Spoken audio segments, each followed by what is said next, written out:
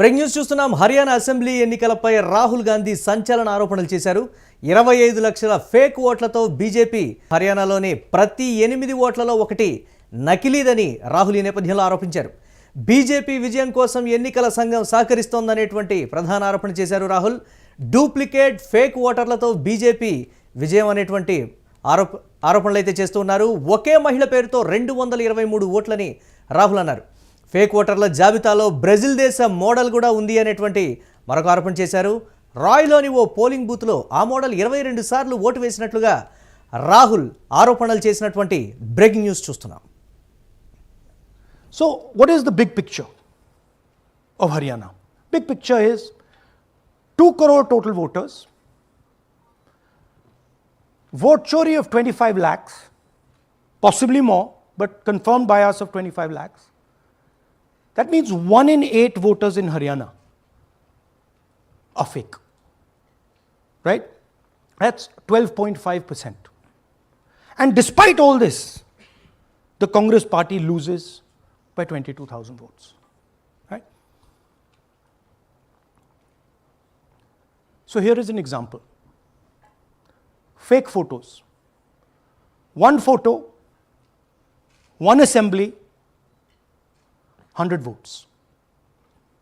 This lady gets to vote 100 times in Haryana if she feels like. Okay? Can you zoom? Okay, no. Why? Why is she being allowed to vote 100 times? Why is a picture on 100 records?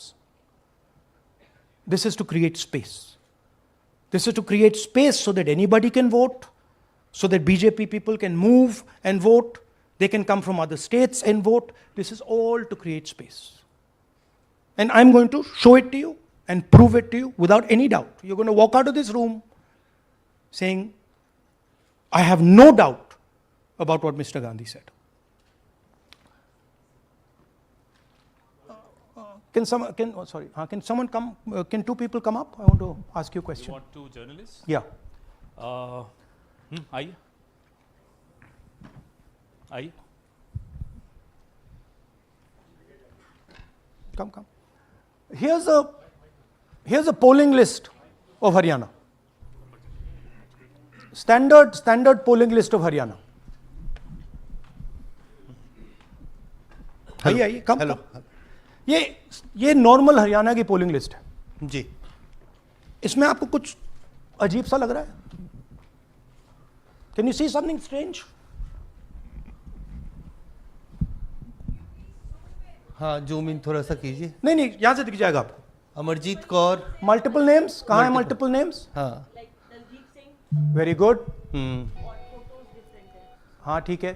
अच्छा थोड़ा आगे जाइए. Tarvinder Singh 73 year photo है किसी बच्चे का. ठहर जाइए लाइए नीचे लाइए. हाँ क्या देखा? नहीं हाँ ये देखिए. अब इसमें कुछ स्ट्रेंज लग रहा है आपको? विक्रम सिंह नाम, पिता का नाम रन सिंह, मकान 76, आयु 34 ये विक्रम सिंह ये औरत है आदमी है?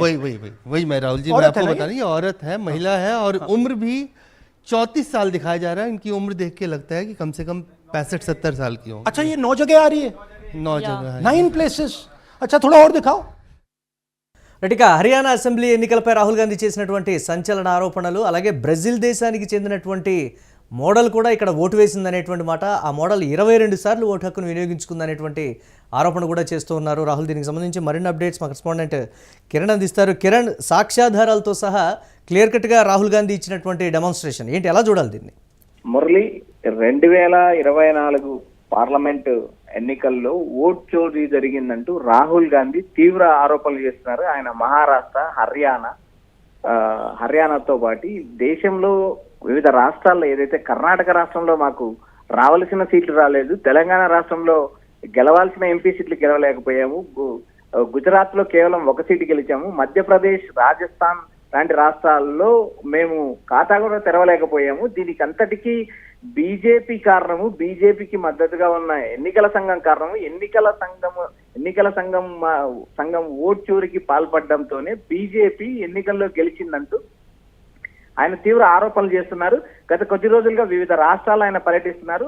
ఈ బీహార్ ఎన్నికల షెడ్యూల్ వచ్చిన తర్వాత బీహార్ ఎన్నికలు రేపు మొదటి ఫేజ్ బీహార్ ఎన్నికలు జరగబోతున్న తరుణంలో ఆయన హైడ్రోజన్ బాంబు లాంటి ఈ హైడ్రోజన్ బాంబు లాగా ఆయన ఆటం బాంబు పేల్చినట్టు పేల్చారు. ఏదైతే హర్యానా ఎన్నికల్లో ఓట్ చోరీ జరిగింది, నకిలీ ఓట్లు, డబల్ డిజిట్ ఓట్లు, ఏదైతే బ్రెజిల్ కి సంబంధించిన ఒక మోడల్ వచ్చి ఓటు వేసిందంటూ ఆయన చేసిన ఆరోపణలు ఎన్నికల సంఘం పైన, ఈ ఎన్నికల సంఘం పనితీరు పైన పలు అనుమానాలకు తావిస్తుంది. అదేవిధంగా ఆయన వేరు ప్రాంతాలు పర్యటించినప్పుడు కర్ణాటక రాష్ట్రంలో కూడా ఎగ్జాంపుల్ తీసుకొని ఒక అసెంబ్లీ స్థానంలో దాదాపు 14,000 ఓట్లు ఒక నియోజకవర్గంలో నకిలీ ఓట్లు వచ్చాయంటూ ఆయన నిరూపించారు. ఇప్పుడు ప్రధానంగా హర్యానా రాష్ట్రంలో కేవలం 14,400 ఓట్ల తేడాతోనే కాంగ్రెస్ పార్టీ ఓడిపోయింది. పోస్టల్ బ్యాలెట్ లో కూడా కాంగ్రెస్ పార్టీకి ఆధిక్యత వచ్చింది.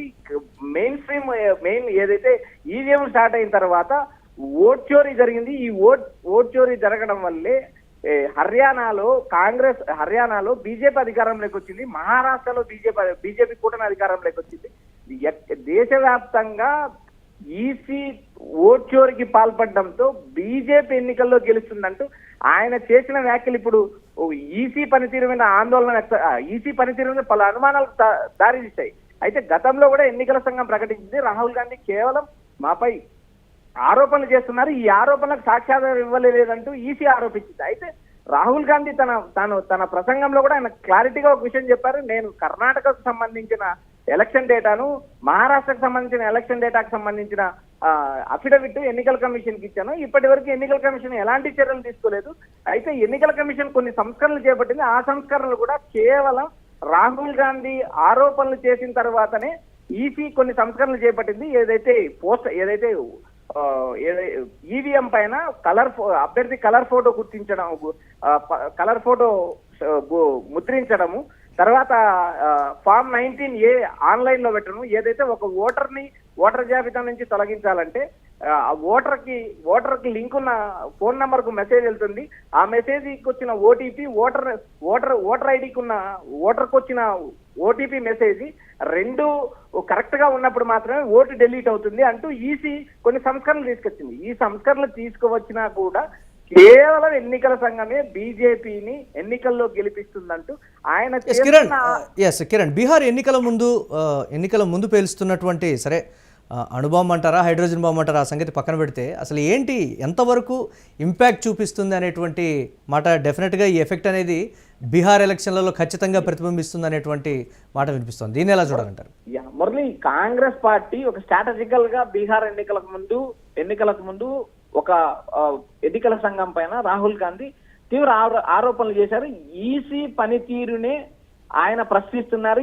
ఈసీ ద్వారానే బీజేపీ ఎన్నికల్లో గెలుస్తుందంటూ ఆయన చేసిన వ్యాఖ్యలు ఇప్పుడు రేపు జరగబోయే బీహార్ ఓటింగ్ లో కూడా ప్రభావం చూపే అవకాశాలు ఎక్కువ కనిపిస్తున్నాయి.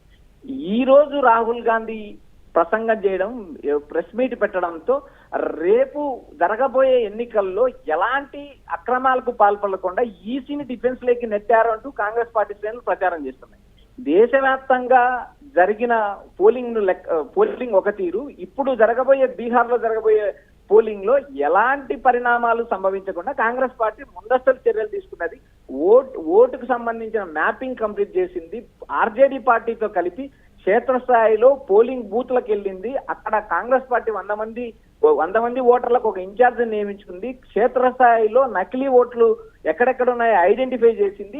ఆ వ్యవహారాలు మరోసారి ఈసీ ఓట్ చోరీకి పాల్పడకుండా జాగ్రత్తలు తీసుకుంది. అంతేకాకుండా బీహార్ లో ఎస్ఐఆర్, ఏదైతే ఎన్నికలు జరగబోయే రాష్ట్రాల్లో ఎన్నికల కమిషన్ ఎస్ఐఆర్ చేపట్టింది. ఆ ఎస్ఐఆర్ కింద నమోదు చేసుకున్న వారే ఓటర్లుగా ఉన్నారు. దాదాపు బీహార్ లో 7.9 crores మంది ఓటర్లు ఉన్నారు. ఈ ఓటర్లు ఓటు హక్కు వినియోగించుకుంటారంటే ఈసీ పద్ధతి. అయితే ఇప్పుడు రాహుల్ గాంధీ చేసిన ఆరోపణలు అటు ఈసీ మీద గతంలో నుంచి 2019 ఎన్నికల తర్వాత ఈసీ పనితీరు పైన పలు అనుమానాలు వచ్చాయి. 3 ఎన్నికల కమిషనర్ను రాజ్యాంగబద్ధంగా నియమించాలి. అందులో 2:1 ఏ నిర్ణయం తీసుకుంటే ఆ నిర్ణయానికి ఆమోదం ఉండాలి. కానీ బీజేపీ ప్రభుత్వం అధికారంలోకి వచ్చిన తర్వాత కేవలం ఒక ఎన్నికల కమిషనర్ ఉన్నారు. ప్రస్తుతం కూడా ఒకే ఎన్నికల కమిషనర్ జ్ఞానేష్ కుమార్ ఉన్నారు. ఒక ఎన్నికల కమిషనర్ ఉన్నప్పుడు అతను తీసుకునే నిర్ణయమే ఫైనల్ అవుతుంది. కానీ ఇంకా మరో ఆప్షన్ లేదు. గతంలో కాంగ్రెస్ పార్టీ అధికారంలో ఉన్నప్పుడు కేంద్ర ఎన్నికల సంఘంలో 3 కమిషనర్లు ఉండేవారు. ఆ కమిషనర్లు నియమించేటప్పుడు కూడా రాజ్యాంగబద్ధంగా రాష్ట్రపతి, ప్రతిపక్ష నాయకుడు, ప్రధానమంత్రి, ఈ ముగ్గురు ఒక కమిటీలో ఉంటారు. ఆ కమిటీ 2:1 తీసుకున్న నిర్ణయం ప్రకారం ఎన్నికల కమిషన్ నియమిస్తారు. ఈ ప్రాసెస్ అంతా చట్టబద్ధంగా జరగాల్సిన పరిస్థితుల్లో బీజేపీ 2024 అధికారంలో రాకముందు ఇద్దరు ఎన్నికల కమిషన్ తొలగించింది. ఈ 2024 ఎన్నికల్లో బీజేపీ అధికారంలోకి వచ్చిన తర్వాత కేవలం ఒక ఎన్నికల కమిషన్ పెట్టుకుని ఎన్నికల ప్రాసెస్ పూర్తి చేస్తుంది. ఇది చట్టబద్ధం కాదంటూ రాహుల్ గాంధీతో పాటు ప్రతిపక్షాలు కూడా ఆరోపణలు చేస్తున్నాయి. అయితే ఈ ఆరోపణలు ఎక్కడ కూడా బీజేపీ కనీసం కూడా వాటిపైన స్పందించలేదు. కేవలం కాంగ్రెస్ పార్టీ వరుసగా ఎన్నికల్లో ఓడిపోవడం వల్లే ఈసీ పైన ఆరోపణలు చేసిందంటూ అమిత్ షా, ప్రధానమంత్రి మోడీ, హోంమంత్రి అమిత్ షా లాంటి వాళ్ళు వ్యాఖ్యానిస్తున్నారు. అయితే ఇక్కడ ఏదైతే ఓట్ చోరీ అంశం ఉందో ఈ ఓట్ చోరీకి పాల్పడడానికి ఎన్నికల కమిషనరే జ్ఞానేష్ కుమారే ప్రధానంగా కారణం అంటూ రాహుల్ గాంధీ దేశవ్యాప్తంగా పలు రాష్ట్రాల్లో ఆయన మీటింగ్లు పెడుతున్నారు. బీహార్ రాష్ట్రంలో ఎన్నికలు జరగబోతున్న బీహార్ రాష్ట్రంలో కూడా దాదాపు 20 రోజులు ఆయన ఓట్ చోరీ యాత్ర చేశారు. వేరు ప్రాంతాలు పర్యటించారు. మీ ఓట్ చోరీ అవుతుంది, మీ ఓట్ చూసుకోండి అంటూ ఆయన ప్రజలకు ముందే తెలియజేశారు. అదే కాకుండా ప్రజలను అలర్ట్ చేశారు. మీ ఓటు ఉందా లేదా, మీ ఓటు చెక్ చేసుకోండి అంటూ ఆయన చేసిన ప్రచారం కూడా ఎన్నికల కమిషన్ డిఫెన్స్ లోకి నెట్టింది. గతంలో ఎన్నికల కమిషన్ కౌంటర్ ఇచ్చినప్పటికీ కూడా దీనికి సంబంధించి మళ్ళీ పదే రాహుల్ చేస్తున్నటువంటి ఆరోపణలు, బట్ తను సాక్ష్యాధారాలతో సహా చూపిస్తున్నాడు అంటే ప్రజలు ఖచ్చితంగా బీహార్ ఎన్నికల ముందు ఈ అంశాన్ని నమ్ముతారనేటువంటి ఒక కోణంలో అయితే రాహుల్ గాంధీ చూస్తున్నట్లుగానే తెలుస్తోంది. Thanks for updates. బీజేపీ విజయం కోసం ఎన్నికల సంఘం సహకరిస్తోందనేటువంటి మరో సంచలనమైనటువంటి ఆరోపణ కూడా రాహుల్ గాంధీ చేశారు. డూప్లికేట్ ఫేక్ ఓటర్లతో బీజేపీ విజయం సాధించబోతోందనేటువంటి మాట. అలాగే ఒకే మహిళ పేరుతో 223 ఓట్లు ఉన్నాయనేటువంటి మరో ఆరోపణ. దీనికి సంబంధించి వారు పవర్ పాయింట్ ప్రజెంటేషన్ కూడా ఇచ్చారు. అలాగే ఫేక్ ఓటర్ల జాబితాలో బ్రెజిల్ దేశానికి చెందినటువంటి మోడల్ ఉంది. రాయ్లోని ఓ పోలింగ్ బూత్లో ఆ మోడల్ 22 సార్లు ఓటు వేసినట్లుగా కూడా రాహుల్ చేస్తున్నటువంటి ప్రధాన ఆరోపణని మనం బ్రేక్ న్యూస్ ద్వారా చూస్తున్నాం.